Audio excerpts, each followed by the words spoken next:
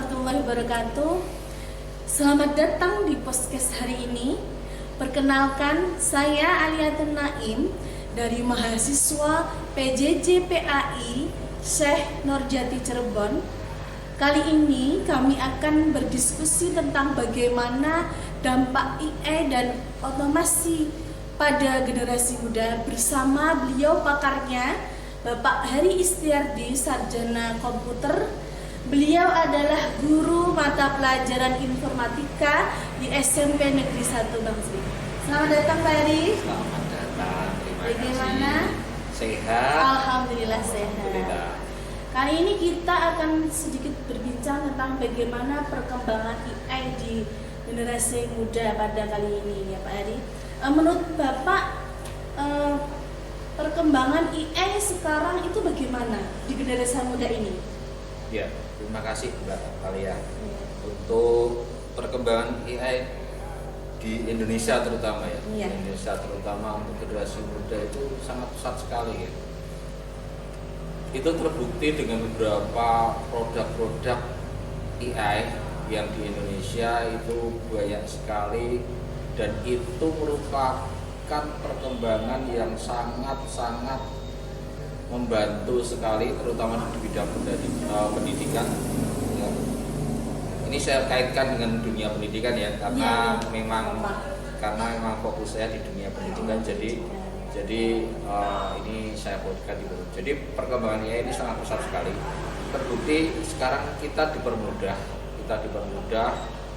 kita dimudahkan ya dalam mencari informasi, mencari jawaban, walaupun sebenarnya AI sendiri ada dampak negatif. Tapi semuanya itu kan pasti ada positif dan negatifnya, ada dampak positif dan ada dampak. Tapi perkembangan AI saat ini ya menurut saya sangat pesat sekali, terutama di kalangan muda itu. Contoh aja sekarang banyak meme-meme ya, banyak video-video yang beredar yang kadang itu menyesatkan dan juga bisa juga jadi hiburan. Ya. Tapi ya begitulah perkembangan teknologi saat ini, gitu Mbak. Kira-kira dampak yang mungkin yang kita bisa atasi dari adanya AI itu apa ya Pak ya? Ya sebenarnya teknologi itu bentengnya sebenarnya diri sendiri. Oh gitu. Jadi teknologi itu bentengnya diri sendiri. Jadi ketika kita bergelut di dunia teknologi, bagaimana cara kita menggunakan teknologi, ketepatan kita menggunakan teknologi, sebenarnya bentengnya diri sendiri. Contoh, misal orang ingin membuat informasi yang negatif atau membuat ya sesuatu yang negatif, itu kan tergantung diri kita. Kita pengen buat apa, itu ya tergantung diri kita. Jadi kita mau bergerak kemana, teknologi itu mau dibawa kemana, lah itu bentengnya diri kita. Kalau diri kita sudah pikirannya sudah negatif dulu untuk kita mau membuat sesuatu yang negatif, ya nanti hasilnya negatif. Tapi kalau kita membuat sesuatu yang positif, contoh di dunia pendidikan, kita mau bikin rencana pembelajaran. Ya, saat ini kan rencana pembelajaran mempermudah kita dalam sebagai seorang guru. AI itu mempermudah kita dalam pekerjaan kita. Karena teknologi fungsinya sebenarnya digunakan untuk mempermudah. Jadi bukan mempersulit tapi mempermudah. Itulah teknologi. Ya gitu Mbak.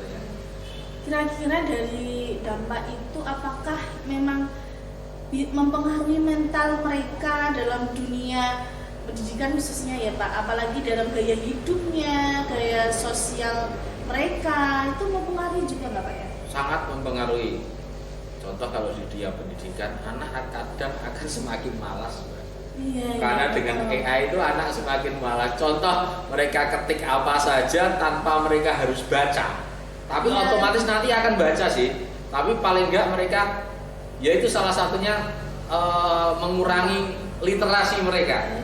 Jadi mereka nggak baca secara keseluruhan, mereka hanya mengambil poin-poinnya saja, yang penting-penting saja menurut mereka, jawaban yang singkat itu yang menurut mereka. Nah, itu yang teman, kalau anak bisa memanfaatkan AI itu untuk kebaikan pun bisa. Contoh dia mencari sesuatu jawaban soal, misal soal matematika atau soal cerita atau soal apapun. Karena semuanya itu bisa dibacakan di AI. Cuman ada yang kadang menjerumuskan juga, karena AI itu ada sifat yang buruk, ada sifat yang baik, seperti saya bilang saya tadi dari awal, positif dan negatifnya. Contoh yang baiknya, ketika mereka tahu jawabannya dan mereka mencoba berlatih dengan itu, mereka akan lebih terampil, mereka akan lebih belajarnya lebih giat mereka.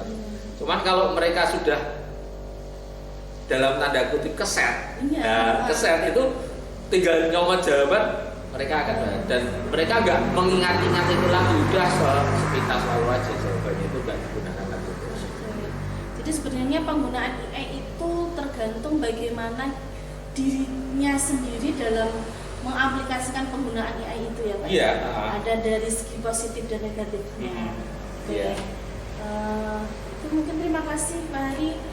Selebih mungkin ada pesan-pesan untuk teman-teman kita dalam penggunaan AI, apalagi khususnya dalam generasi muda ini ya Pak Hari ya. Ya, pesan saya untuk dalam penggunaan AI itu ya baik-baiklah menggunakan teknologi, baik-baiklah menggunakan AI, karena AI bisa digunakan secara baik dan AI bisa digunakan secara buruk. Nah, jadi AI itu bisa digunakan hal-hal kebaikan, untuk kebaikan, dan juga bisa untuk menjerumuskan kita. Ya, jadi bentengnya, kalau yang saya bilang di awal tadi, benteng dalam teknologi saat ini yaitu diri kita sendiri. Bagaimana kita membawa teknologi itu untuk kebaikan. Itu aja sih. Oke, terima kasih Pak Hari, waktunya, kerjasamanya. Cukup dari kami. Akhirul kalam, assalamualaikum warahmatullahi wabarakatuh.